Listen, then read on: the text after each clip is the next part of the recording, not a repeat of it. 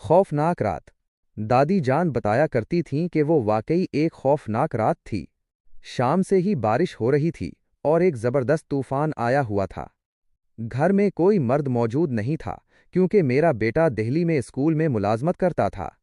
मेरी भतीजे की बहू, जो मेरी मकान के करीब ही रहती थी, बच्चे की पैदाइश पर मेरे पास ही आकर ठहरी हुई थी क्योंकि उसके वालिदैन का इंतकाल हो चुका था और वो अपने मेके नहीं जा सकती थी। उस वक्त भी उसकी एक बच्ची पैदा हुई थी, तो वो और बच्चे मेरे पास ही थे। बारिश के साथ हवा के झकड़ भी चलने लगे थे, जिसकी वजह से रात की तारीकी और तन्हाई मजीद खौफनाक महसूस हो रही थी। बच्चे सोए हुए थे और एक रिश्तेदार खातून भी सो रही थी। ऐसा लग रहा था जैसे ये बारिश अब कभी नहीं रुकेगी। बिजली बार बार कड़कती और उसकी शिद्दत में इजाफा होता जा रहा था। मैं जाग रही थी। मैंने वक्त देखा तो 12 बज चुके थे। अभी काफी रात बाकी थी। अचानक मैंने महसूस किया कि बाहर दरवाजे पर कोई दस्तक दे रहा है। मैंने सोचा कि इतनी रात गए तूफानी बारिश में कौन आ सकता है, जबकि गांव की कच्ची गलियां कीचड़ और पानी से भरी हुई हैं। मैं समझी कि मेरा वहम है, लेकिन वाकई कोई दरवाजा बजा रहा था और अब वो ऊंची ऊंची दस्तक दे रहा था। बहू भी जाग गई और हमारी एक रिश्तेदार औरत जो आई हुई थी वो भी जाग गई। मैंने चादर सर पर डाली और दरवाजा खोलने पहुंच गई। कुंडी खोलकर देखा तो वहां दरवाजे पर काला बरका पहने अनवरी खड़ी थी। मैंने कहा, अरे अनवरी, खैरियत तो है? चलो अंदर आओ। अनवरी ने कहा, खाला, मैंने खीर पकाई थी, सोचा दे आऊं, बच्चे गरम गरम खा लेंगे। उसने एक बड़ा प्याला मेरे हाथ में दिया और खुद बहू की चारपाई पर बैठ गई और बोली, खाला, पोती हुई है, मुझे भी तो दिखाओ। मैंने कहा, अनवरी, तुम अभी अभी बाहर से आई हो, तुम्हें पता है कि ऐसे वक्त और मौसम में कौन कौन सी अरवाह आ जाती हैं, इसलिए दिन में आना, बच्ची को भी देख लेना और गोद में भी उठाना। मैंने बेमरवती से कहा और दिल में झुंझलाई भी कि इतनी बड़ी औरत को गांव के कायदे का नहीं पता। अनवरी फौरन उठ गई।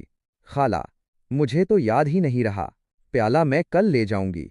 ये कहकर वो ये जा वो जा। मैं जब तक दरवाजे पर गई अनवरी का कहीं पता नहीं था।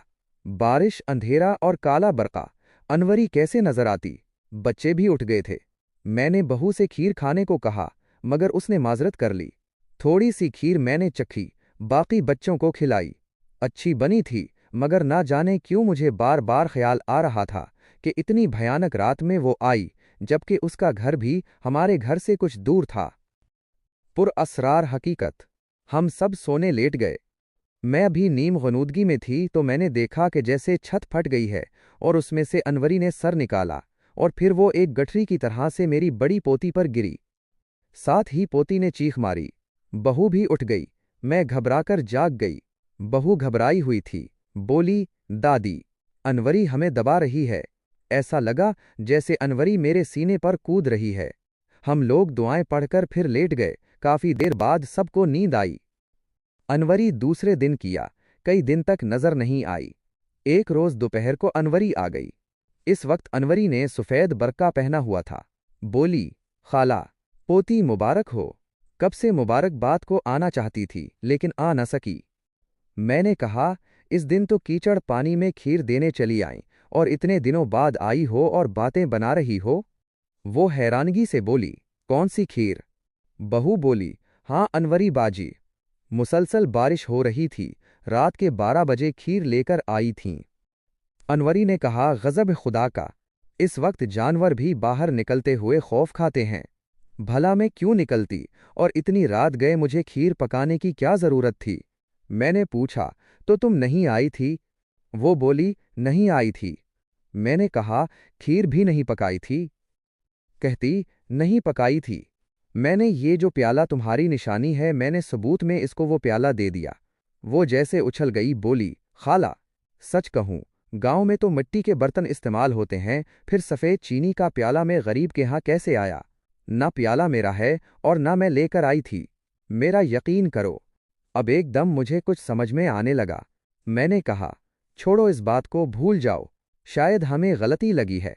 अब मेरा जहन उलझा हुआ था कि खीर किसने भेजी, अनवरी की शक्ल में कौन आया, बहू को और पोती देखने पर अनवरी का इसरार क्यों था, कौन बहू को नुकसान पहुंचाना चाहता था।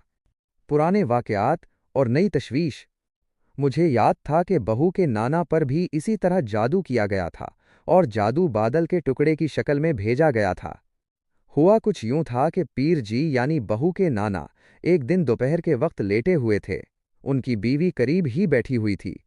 अचानक पीर जी ने देखा कि एक सफ़ेद बादल का टुकड़ा सामने लगे दरख्त पर साया किए हुए है, जबकि आसमान बिल्कुल साफ था। उन्होंने हैरानगी से अपनी बीवी को कहा, इस वक्त एक बादल, बड़ी अजीब बात है। इतने में आहिस्ता आहिस्ता वो बादल सहन में उतरा और पीर जी पर बरस गया, लेकिन पानी नहीं, सिर्फ गर्दोग़बार। पीर जी की बीवी का कहना था कि मैं ये सब देखकर अभी हैरान भी न हो पाई थी कि पीर जी तड़प कर चारपाई से नीचे गिरे और जब तक हकीम साहब आते वो इस दुनिया से गुजर चुके थे। पीर जी के दोस्त मौलाना दूसरे गांव में रहते थे। उन्हें इत्तला मिली तो वो फौरन घोड़े पर दौड़े चले आए।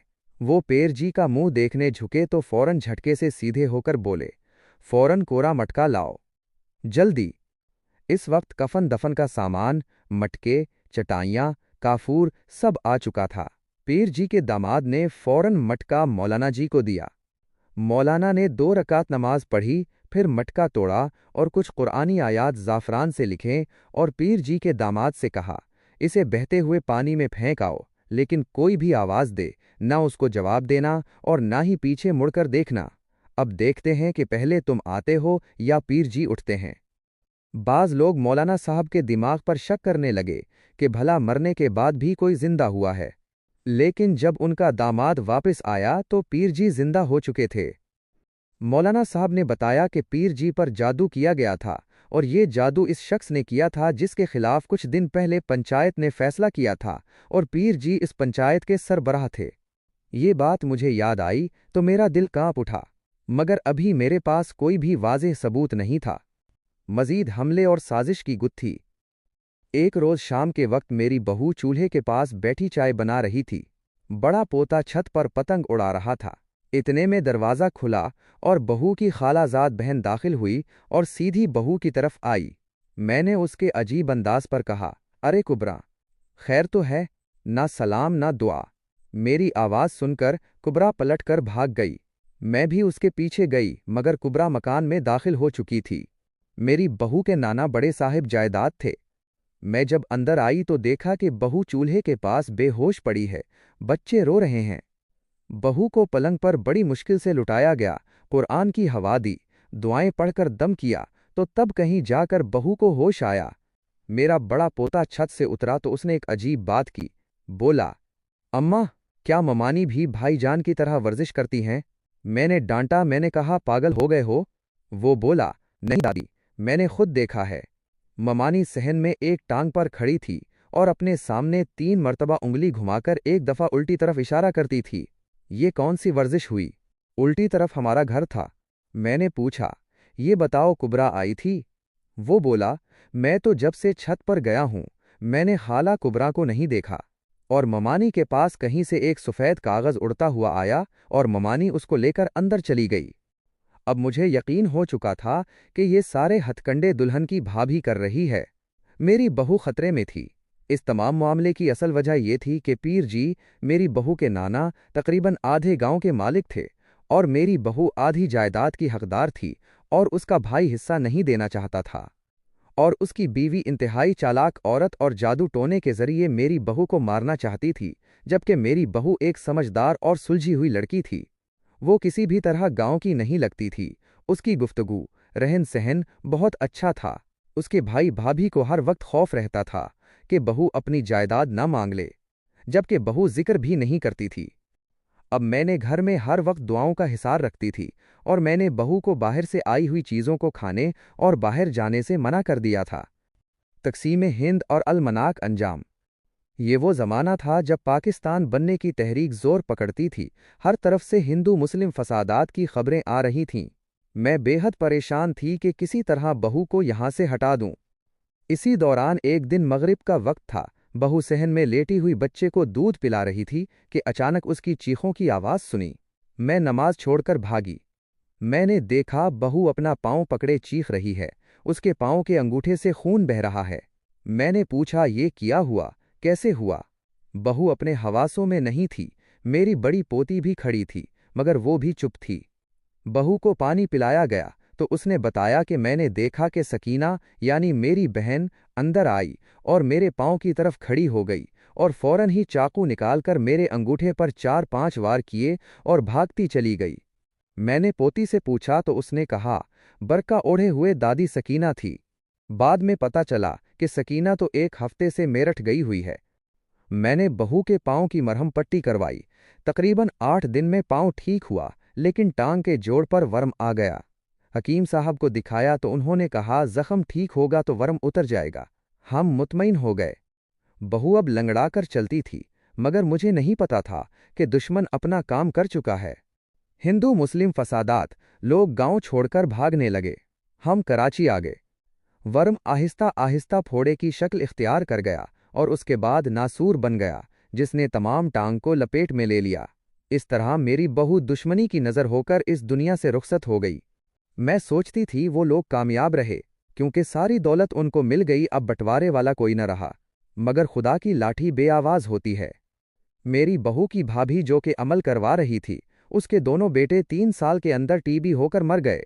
भाभी खुद बारिश में छत गिरने से हलाक हो गईं, कोई नाम लेने वाला न रहा।